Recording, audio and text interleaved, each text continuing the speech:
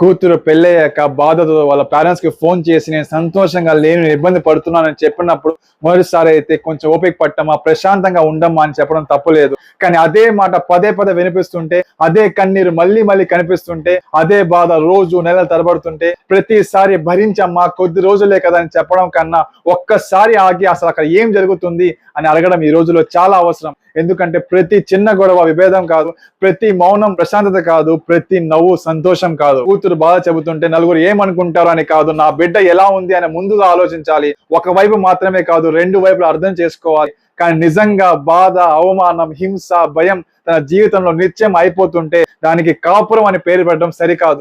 ఒక విషయం తల్లిదండ్రులు గుర్తుపెట్టుకోవాలి, విడాకులు పొందిన కూతురు కన్నా జీవితాంతం మౌనంతో బాధపడిన కూతురు గొప్పదేం కాదు. మరియు ప్రాణాలు కోల్పోయిన కూతురు అనే పరిస్థితి వచ్చే వరకు వెళ్లకుండా ముందే తన బాధను వినడం చాలా ముఖ్యం. ఎందుకంటే కాపురం నిలబెట్టడం గొప్పదే, కానీ ఒక జీవితం నిలబెట్టడం దానికన్నా గొప్పది.